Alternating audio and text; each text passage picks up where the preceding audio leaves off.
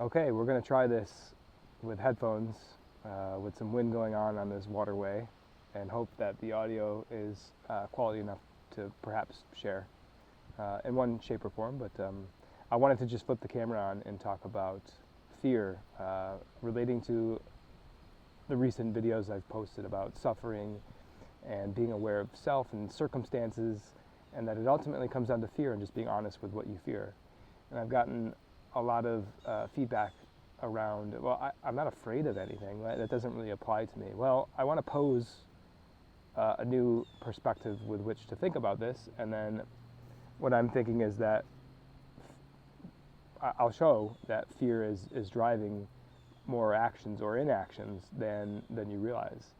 So when I say afraid, that can bring up things a lot of times in men, right? Like I don't want to be perceived as being fearful because blank. Finish that sentence. Like why don't you want people to perceive you as in a state of fear or afraid? And what it really comes down to is I don't want people to perceive me as weak. That's one of the biggest fears of the masculine. You can relate that to the relationship that they're in with the feminine, or any relationship, right? Just had a fish splash nearby, so whatever I was saying there must have been significant. But the relationships that we have, we don't want to come off as weak to the other person. But let's just focus on men for now and the masculine. This can apply to women as well. But we, especially in the sense that we want to control a lot of times how we are perceived. And so let's get to fear. So if we don't want to be perceived as weak, that is the fear. I want you to consider viewing it that way, that I'm scared of you seeing me in my vulnerability, and therefore my ego will come up with scenarios or words or phrases or actions to disprove that I'm not scared, that I'm not weak. And so what that does is you start to live a lie. Let's call it what it is. You're not living in authenticity with how you would normally act if you were okay with people seeing you in your vulnerability. And it's not that you have to go around telling people, I'm scared of this, I'm afraid of that, and being so honest with people. You have to be honest with yourself about what your fear is, and then use your own discernment with how to navigate that situation. There will be times where, yes, it makes sense to share, especially in a partnership. Hey, I got this going on. I just want to share this. I want to talk through it. If it's more of a public setting or around a group of guys, a group of friends, you may want to act differently than just saying, "Hey, I'm scared," and admitting it. But you don't want to act in inauthenticity because they're getting to know a version of you that's not even real. It's based on this false self that feels like it needs to put on this show and this performance. And based on how I want to be perceived, and it's just garbage. I can't even be around.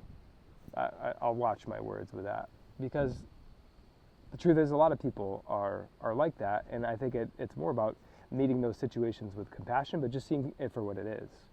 And also a lesson for me is not to fix everybody or to try to fix anybody. I think there are people out there who are seeking a better way of being, who are becoming aware of these things, and those are the people I'd love to connect with. But it's not about avoiding situations. I'm glad I caught myself with that, where this is existing, because it's existing everywhere and it's all over the place. So I would have very small circles of friends, or social settings or whatever, if I was so turned off by, and let's call it what it is, that would be very hypocritical. I'm not perfect in any way, and those situations exist. I'll speak for myself because I'm unaware of them, and that's one of my goals, is to become aware of wherever I'm acting inauthentic or from a state of fear. But quite often we can't see that, and that's half the purpose of bringing awareness to the subject. So I'm glad we closed that circle.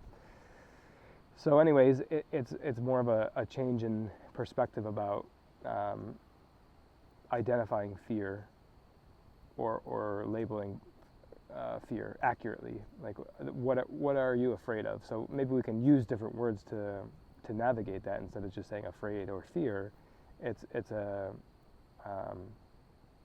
like an undesire. It's a desire not to want to be viewed that way or to be perceived that way. So isn't that interesting, right? Then we go to a state of control to where our actions are, and it's actually, it works the opposite. When people know that we're acting inauthentic or we're taking actions to hide something, maybe they can't put their finger on it, maybe you fooled them for the actual fear that you're fearing, but they can sense that you're not being the real you, and that's not, I think, the relationships that I want to have. I want to attract people and be attracted to people who are working on those things and aware of those things and trying to embody the most authentic version of themselves. And that's being honest with that fear. So let me just feel into if this feels complete. If there's anything else to say, I'm sure there's more on the subject, but as far as addressing people mentioning, hey, I'm not afraid, I'm not fearful, I wonder if you reconsider that, if you might say something different.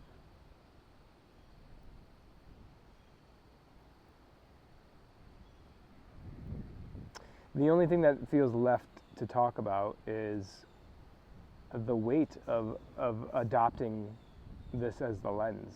You could say, well, my whole life would change if I viewed myself through this perspective. Well, yeah, that's kind of what I'm getting at. And what would I say to those people? Because it seems like a lot of work, right, to have to root out and dig up all fear. Any work that it requires is far and above and away, how do I want to say this? Is above and beyond, far and away, worth the results that you get from living authentically. To live without fear in your body, or in situations and circumstances where you can be your authentic self without worrying about how you're perceived, is magical, is unbelievable. And the more work that you do, you get more and more sustained versions of this, to where it's not every scenario where you're identifying some sort of ego action, trying to control people's perception of what you fear. And so, yeah, it's a commitment, and it's maybe not easy at times, but it beats the hell out of pretending that I am this person, or these actions are who I really am, or who I want to be. So this is more reserved for the people who are just ready, just at this place where, like, I'm sick of the relationships I have. That would be the indicator, right? If you're unhappy in your perception and your perceived awareness of your external, because your friends or the people you're around or your family will mirror back to you what you dislike. So that is a big indicator. If you have relationships that are struggling right now, or you're just completely silent and you're avoiding them, these are indications that there's some self-judgment going on, there's some self-fear, and that this work might be perfect for you to start viewing things as taking total ownership and responsibility for your external world, because the awakened man and the person who has done this work is fearless, and not as fearless, is embodied in their fear, which is quite different.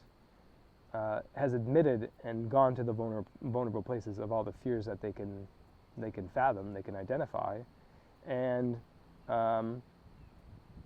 recognizes and has compassion for the people in your life right now that you might be rejecting or judging as somebody who's less than, or just doesn't understand, or they don't have the awareness that you do. That your perception is that they're making your life harder or less enjoyable. Those are all the indications. Those are all projections. Those are all people mirroring back the reality that you're denying, that you don't want to identify with. And so the only way through that is to embody it. It's like hidden in plain sight. Whatever you're judging them for, you judge yourself for. So just go internal and start to get the detective, the looking glass out to identify how you're embodying or you're rejecting the things that you judge others for.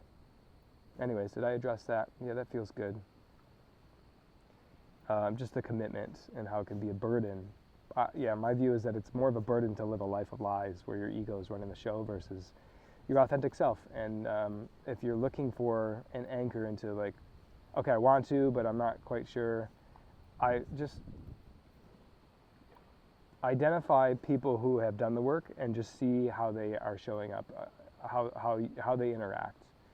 And again, I'm not saying I'm perfect in any way, but I've dedicated a lot of my life to doing this work. And do my words resonate with you? Does what I speak feel good does it feel true to you?